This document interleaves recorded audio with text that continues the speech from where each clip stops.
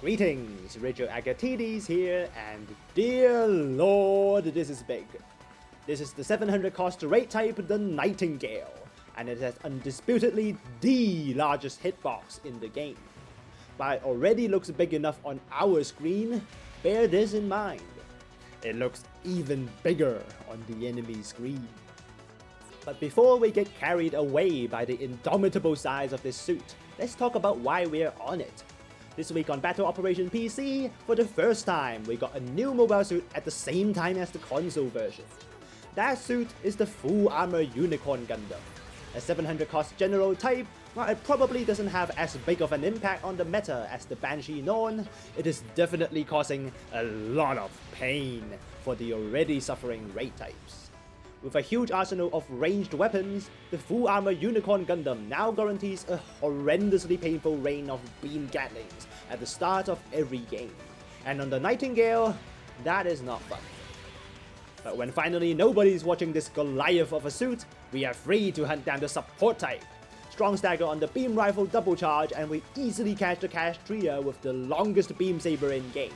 Put her down and we finish the job with our quadruple beam saber. Approximately the length of a building, the reach of the Tomahawk makes it not only a good melee weapon, but also the best stagger option on the Nightingale. While other instant stagger options require the Nightingale to stop its thrusters and hence lose its maneuver armor, the Beam Tomahawk can reach so far, it basically acts as a beam shotgun while on the move. And to make it even less risky, you're so big you can't be countered. Instead, you only get downed like a tank type mobile suit, further encouraging this raw melee playstyle. Fake Sinanju Stein and we reach him with our Tomahawk from all the way round the corner. Follow that with our quadruple beam sabers again. Too bad we didn't get to use our down attack triple swing. To keep the pressure on the Sinanju, both of us miss our melee, but it just shows how much longer our beam Tomahawk is. And then good Vulcans for a stagger before our team finishes the job for us.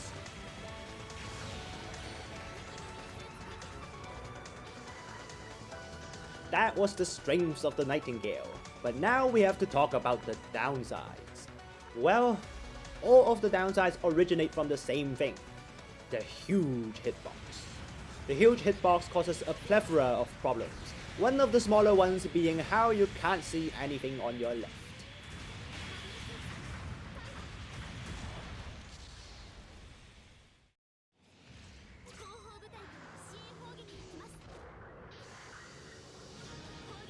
A bigger problem with this gigantic hitbox is of course how you get hit a lot. Not only are you impossible to miss in all possible ways, but you also stick out of cover a lot. On the Nightingale, usual pieces of cover simply doesn't cut it, because you're taller than a lot of smaller buildings. Trying to look down on your enemy from the roof also doesn't work, because the building won't provide you any cover. So if the position doesn't work, or it simply isn't the right time, don't hesitate to back down. Thankfully, to compensate for this obvious flaw, the Nightingale is given a lot of defense. With custom parts, you can reach an astonishing 40-50-50 defense with 100 thrusters on top, literally the in-game maximum on all the important stats. If you give up the thrusters, you can even reach 47-49-50, 4 points away from the maximum damage resistance in the game. On top of all of that, the obviously gigantic shoulder binders gain a special buffer that does not get bypassed with charge attacks like the Banshees, reducing damage taken by half and ignores staggers. That combined with maneuver armor reduces damage the shoulders take by 80%, but still, it's not quite enough.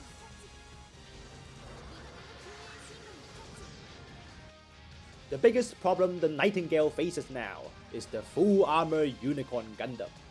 With a huge arsenal of ranged weapons, the Full Armor Unicorn Gundam can dish out a horrifying amount of damage and stagger, limited only by the aim of the pilot. And the Nightingale is like the best target for those beam gatlings. Got downed mid-air because we don't have maneuver armor when firing the beam rifle, and there goes half our health. This suit is supposed to be tough, but obviously that no longer stands. To make matters worse, there is no way we can hide our entire suit behind this tiny building. Gets shot from every possible direction, dives straight at the New instead for an opening, gets a nice down with a full down attack combo, but our armor doesn't get us far enough.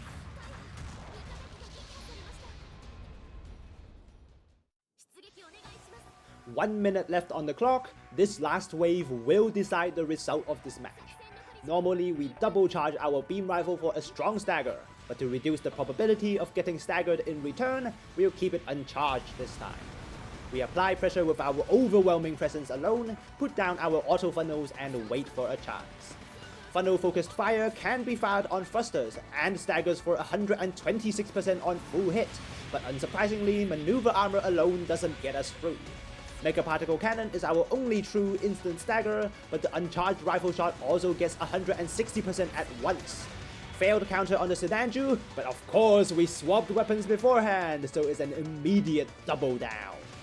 Not enough to take down the Castria alone, but did more than enough damage. Now we just have to survive the Sinanju. Stagger him once, but we get staggered by friendly fire. Nothing we can do except believe in our Psycho Frame and our sheer defense.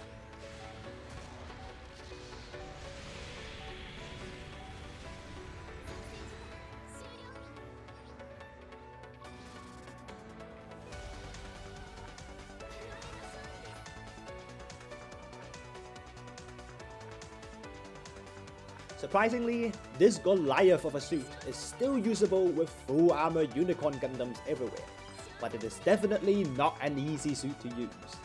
With managing diversion more important than ever, this raid type has so many powerful tools, but each of them only suitable for certain situations. When to use the strong stagger, risking an opening without maneuver armor for your opponent to stagger, or when to use the flap boosters to get a quicker path but risking a down on stagger. All of these decisions are highly situation dependent and takes a real Newtype to master. Didn't manage it this game, but the suit also has the coolest counter motion in game, and the skill counter boost that makes the suit simply 20% stronger after a counter, so I have far from reached its highest potential. Still, it is extremely fun to tower over your tiny opponents and swinging the biggest beam saber around, so definitely give it a go if you got it. Maybe after the full armor unicorn boom died down. And please give it damage control. That's it from me today. Latest.